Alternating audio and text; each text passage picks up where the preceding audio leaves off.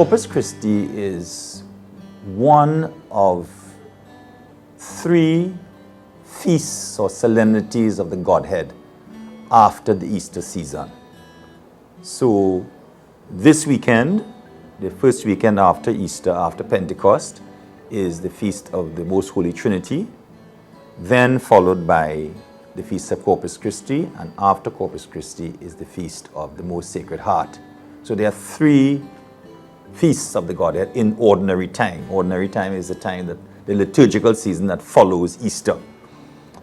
Corpus Christi, as the term implies, is Latin for the body of Christ. So it's the feast of the body of Christ, body and blood of Christ.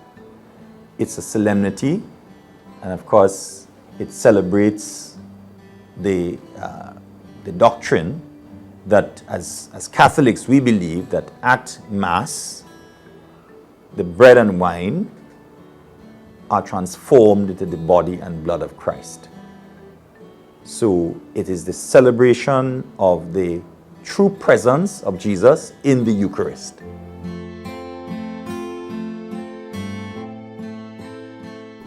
So the Church designates this day in celebration. Of course, the Mass is celebrated every day throughout the world.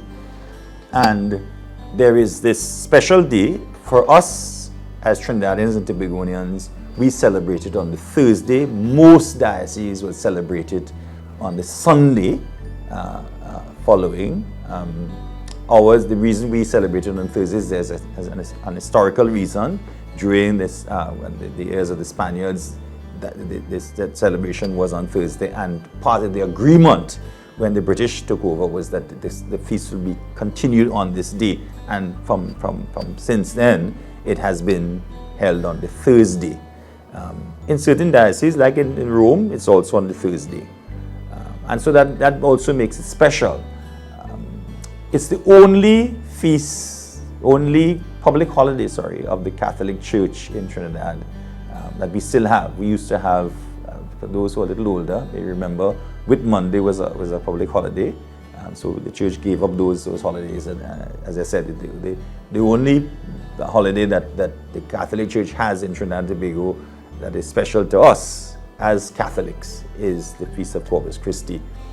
And so throughout the world, the celebration takes the form, of course, of a high Mass, and after the Mass there is a procession. Of course, for us in Trinidad and Tobago, there are processions held in every parish. So you go through the streets. Of course, the biggest will be in Port of Spain, and for us at Fatima here, we join that celebration at the cathedral. For many years, we used to walk from the Savannah right down to the cathedral in Independence Square. Since the pandemic, we have gone back to the cathedral. So the procession is in the vicinity of Independence Square and so on.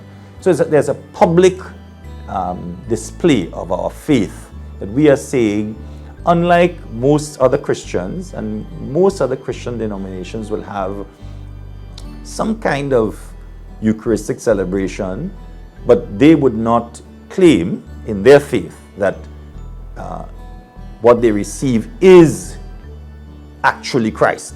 So that is the difference between Catholics and other Christian denominations, that what we are saying, and it's a doctrine of the Church, doctrine of transubstantiation, big word, but it means that this bread and this wine, they are transformed into the body and blood of Christ at the consecration of the Mass.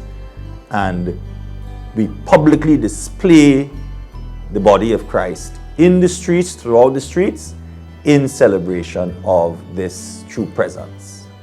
The Archdiocese, the Archbishop has declared the 33 days of Eucharistic adoration and preparation for this feast. And so throughout the Archdiocese,